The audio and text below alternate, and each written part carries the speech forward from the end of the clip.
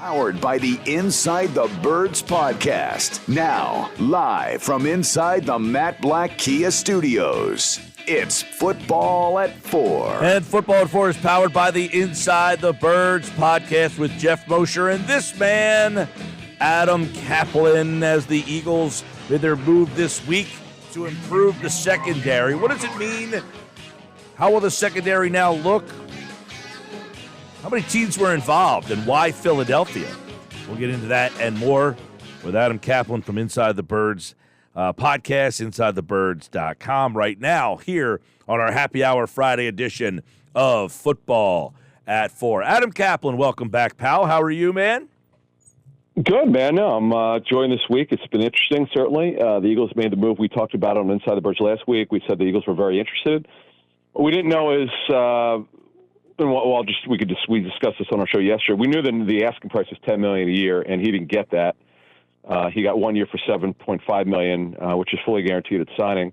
Then there's upside with the incentives for playing time and production to get to $10 million. He could do it, but he's going to have a really good year to get it.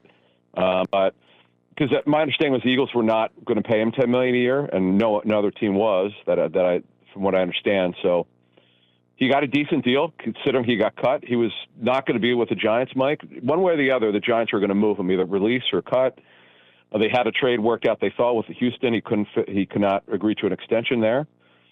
And there were a lot of teams on him because he's by far, the other part of this, Mike, is the reason why the Eagles were in this is because if you just graded the 10 to 12 available straight free agent corners who have got experience or decent players, he's by far James Bradberry the best. And there was a major drop-off, so much so, and I don't think the Eagles would have done anything anywhere close to this time frame in May. I think they probably would have waited a bit because it's Bradberry than everybody else. Yeah, so you're right about that. And Bradberry obviously was the best option out there. You know, Tees, as you mentioned, we're told he wanted like $10 million. I guess the one question I keep getting asked from a lot of people is, why did New York let him go? Like, you know, hey, this guy was a number one corner. He made the Pro Bowl. Why were the Giants and him not able to come to an agreement? Two things. They're sort of related, but not totally related. Number one, he did not fit. They have a new defensive scheme under Don Martindale, who is their new defensive coordinator. You might remember from Baltimore. And Wink, heavy blitz, heavy man coverage. This is where it's tied together. Bradberry's not comfortable in man coverage. He's much more comfortable in zone coverage. That's how he made his money coming out of Panthers, one of the better zone corners in the league. And last year was an off year for Bradberry, to the point where people, though he just turns 29, people are scratching their heads like, okay, is he in a regression? Is he the same player? Nobody seems to know. But what I can tell you is he still could play. He's clearly better than Steven Nelson, which is the other part of this. Is he an upgrade over Steven Nelson? Obviously. That's why you're willing to double what they paid him. It's funny, they paid Steve Nelson, I think, $3.25 million with some upside. So they're more than doubling that. And this is a guy still in his prime. Maybe he's not quite as good as he once was. We don't know that yet, though. It might be just a one-year aberration. But the fact of the matter is the guy's talented. He's long. He could run, high character. Now, Chip Mosher had a good note.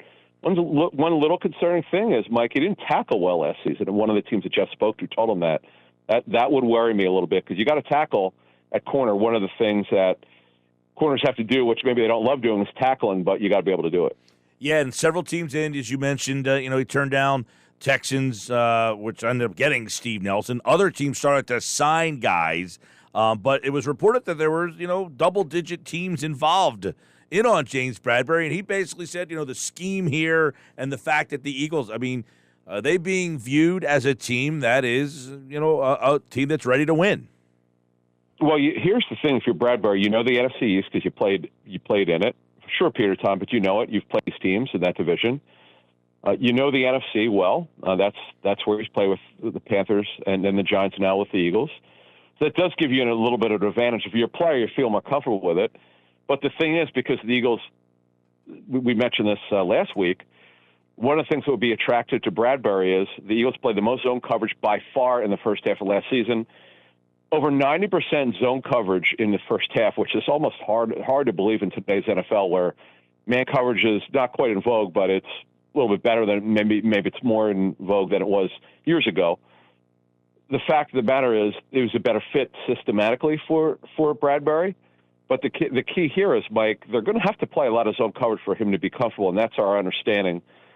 Though they started playing more man coverage in the second half of last year, they're still going to be heavy zone coverage compared to other teams. So, right, how he fits with this team and how does he change things the way that John Gannon's going to call his defense? Yeah, and this is key because he's also tall. The Eagles are one of the few teams that have two corners at least 6 foot or over. That's rare in today's NFL, Mike. They both can run, although Slay's a better athlete. Bradberry still can run. And having that size, it gives you the ability for matchup-wise to do certain things. And it will help, no question. And then you absolutely guarantee Avonte Maddox will not have to play on the outside. Because we knew 2 years ago he's just not comfortable with it. Last year, having to play mostly inside really helped him revive his career, which he certainly did. That's why he got his extension. And now the other part of this, Mike, this is important. Zach McPherson certainly will not have to start. Now, right now, as we speak, he'll be their top outside corner. But when you talk about how you can play, it gives you the ability, if you want to match up, you can match up. You can play a matchup zone or mirror match zone coverage. You could play more man is a little bit more of a concern. I would be concerned about that. But overall, it just gives you more that you can do. Because let's say training camp started now, they didn't get Bradberry, and they were still working on someone like a Trey Waynes or someone who has experience with Gannon or knows the defense that he would run. You're not going to be as good without getting Bradberry. So you can't do everything that you'd want. That's why I thought it was important to talk about that. Now you feel you could do more. It's just the man coverage versus zone. It's not that he was terrible in man. He's just not as good as he is in zone. He's more comfortable. But I think Mosher had a point about how, despite the zone coverage ability, when asked to play bigger receivers, he actually did a good job. That's what the tape showed from Jeff's source. I think that's important. And the reason why we had heard last week when we reported this that they're very interested in him, they like when he's played at his best. He's super competitive and he's athletic enough and he's long. He's had interceptions before. That's we know that the last couple of years, the Eagles are not getting a lot of turnovers, and that may change because they've got better talent with everything that they're going to do on deep and all the talent they brought in. Two new starting linebackers, most likely. Hassan Reddick, and this gives them an ability, by the way. Now they've got a lot of talent, more talent on defense. They're probably going to play a decent amount of 34 front. So you're going to see a lot of changes on defense, and the expectations are really high for this defense. Right, and you mentioned 34. I mean, they did that a couple of years ago with Billy Davis. I mean, what does that mean for guys like Brandon Graham and Fletcher Cox and Hargrave? I mean, guys who are more traditional 4-3 players. Now, Cox played it, if you remember. He definitely played it. Well, you're absolutely right on Billy Davis. But I'd have to ask if they were more one-gap or two-gap. Typically, but not always, when you play 34, you're a two-gap defense, which means these guys are going to have to take up two gaps instead of one. We'll learn more about that. Here's the thing, though, with Jordan Davis, right? We'll start on the defensive line. The question for him is, how many snaps can he handle? Because he's playing 22 to 25 snaps a game for Georgia last season. Part of it is because they had a lot of big leads. He's not a pass rusher yet. So when you're playing a nickel, he's not going to be on the field. It's just, you're not going to play him yet. Now, next year, he'll certainly be starting for Fletcher Cox. Because Cox's contract is up, and you can't trade up for a guy in the first round and not play him a lot. So that's the expectation as we speak now, barring something unforeseen. So when you go forward with this season, you've got this front. You've got Cox, who's played in a 34 front. Now I don't know that he's real comfortable with it. Brandon Graham's done it as a stand-up outside linebacker. He's done it. Milton Williams, we were talking about this on the show this morning. His arms aren't long enough for him to play defensive end as a 5 technique. You need guys 33-inch arms. He's about 31 and change. It's just not going to be right. But when they play 43, I don't know if they'll play. I don't know if they're going to jump the 5-2 yet. We're not sure yet. We'll know a little bit more as we go forward here. But they'll play some 43. They'll play some 34. And the great thing is they could be multiple. That's what we were told a couple months ago. We started questioning it until they got to the draft, and then once they drafted Jordan Davis, we're like, all right. We kind of see what they're going to do here. And Reddick, by the way, will be a great 34 outside linebacker as long as you don't ask him to cover. That's one area we were told at the time of the signing from Carolina. He's just not comfortable with it. And the Panthers, as our Panthers source told us, they rarely ask him to do that. Talking with Adam Caplan, Football at 4. What's it mean for the rest of the guys in this secondary, including the safeties? So you have Bradberry, you have Maddox, you have Slay. We imagine that's your guys there, and then Harris and Epps, I guess, right now, right? What is the rest of the secondary? What's it mean for the rest of the personnel? Yes, so we'll stay at corner. McPherson will be the third corner now. We don't know who their fourth corner is. They want to take a look at 2 or 3 of those young guys that were with the team last year, but they didn't get a full off season. The Tay Gallons, the Vincents of the world, they'll get a chance at it. And then, look, I would not rule out another player in defensive back, safety, or corner signed before training camp starts. We were debating this on yesterday's show, which you could get on any podcast platform and YouTube, that it would really behoove them to sign a veteran corner for depth purposes, for emergency purposes. Because think about this, right? And I know Slay stayed healthy. If Slay or Bradberry can't play 1 week, do you really feel comfortable? Or if it's a long period of time, go with Zach McPherson. This is a team, Mike, right now, they've done so much work in this roster. You and I talked about this in the last show prior to the Bradberry signing. They still have had a very good offseason. Through the latter part of free agency and the draft, they've done a terrific job, the front office has, of fortifying this roster. So there's no reason to think that they can't not only compete for it, but they have to be the favorite right now, at least in my eyes. For the NFC East, but Moshe and I debated it. Eagles right now. In fact, I said last week on television on Sports Grid with Scott Farrell. I know you met Scott. I said, absolutely over 8.5 wins. That is I hate to say lock. That is a great bet for over-unders. That to me is now it may change now with Bradberry. I haven't looked lately, but to me I love the over 8.5. Yeah, we were literally just talking about that last hour, and I agree. I feel like they won 9 last year with. I mean, a much lesser roster. I mean, they've added probably 6 starters to this team. Well, okay, I didn't mention A.J. Brown. There's one right there. Okay, on offense, A.J. Brown for no question about it. It obviously is a new starter. Though the deal is not quite what was reported. It's a little bit less than that. It's about $22-23 million per year if you look at the real money, but it's still a good deal. And A.J. Brown's a stud. That's a huge move for them. 2 new linebackers will be their main linebackers. If Dean is healthy, he and White are going to be starting. They're going to be looked upon as the main linebackers. So, yes. Now Bradberry, now Jordan Davis will be a part of it. He's not going to be starting, but he'll be a part of it. And the other thing is they've got such versatility now on defense because they have so many new players. Reddick? My one concern, Reddick, yes. My one concern there was safety. The Jesse Bates stuff is just internet. There's nothing to it. It's just fans that are pining for him because that's the one position. There's nothing going on. So that's just the bloggers are starting to just say, hell, it makes too much sense. It sure does. But it's the cost. And remember, there are a couple things the bloggers are missing. Rarely, they're one of the teams, Mike. If you player trades in the last 15 years, they're in the bottom 5. They don't like trading. They just don't like doing it. That's what the late Paul Brown felt, and it's his son Mike who owns the team. He just doesn't believe in trading away players. He lets them. They're big on letting the contracts expire.